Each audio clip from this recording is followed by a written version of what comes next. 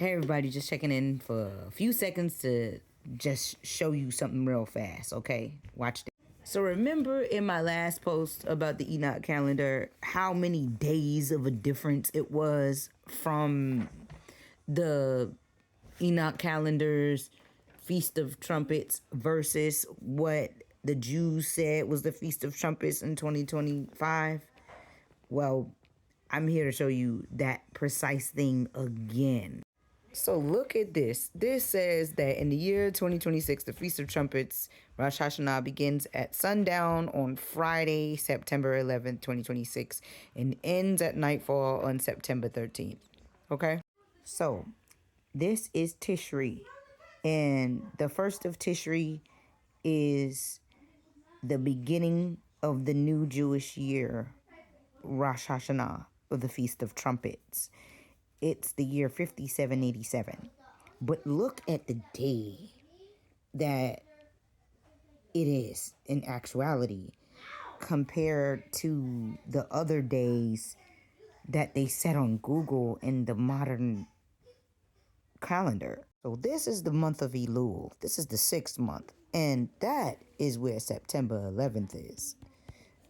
A lot of people already lost faith in the prophets and got mad at different people who prophesied the 23rd and the 24th dates of the rapture and all kinds of stuff. Imagine if somebody was to say that the Feast of Trumpets this year was going to be the precise dates of so-called rapture again, right? It would make them look like a liar because the dates are all screwed up. So if you're not following God's calendar, you won't know. And that's kind of what the rapture failure exposed. It wasn't a rapture failure, it was a clarion call, and it exposed the truth about what really happened.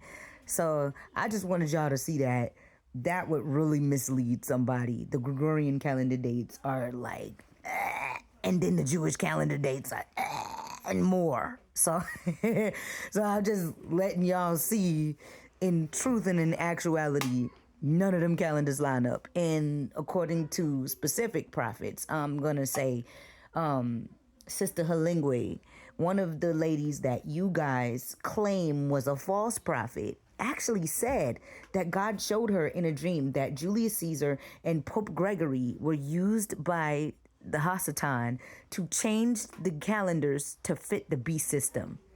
Sister Halingwe also talked about how God's calendar not only had dates that were different and looked entirely different, but it also had lunar calendar connected to it. So it had these moons and stuff like that for the lunar phases that it goes through to also coincide with the entire calendar.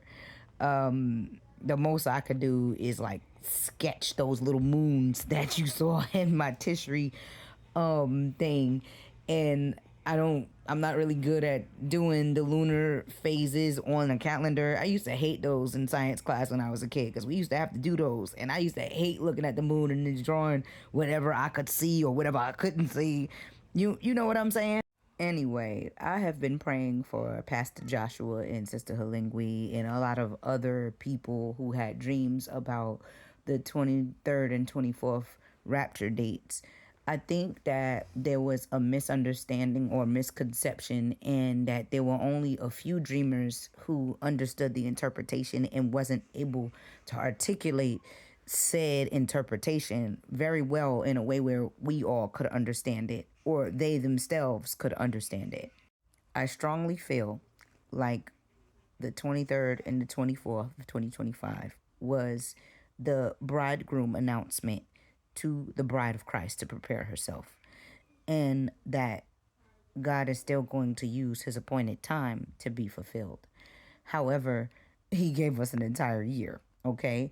So in 2025, on the 18th, was Tishrei 1, and that was the beginning of the new year, 5786. And if we're technically talking about Jesus coming back within that year or anything like that, we can technically say that 5786 has not even completed itself yet. That we're only 4 months in, or, 3.5 months in, 4 months in.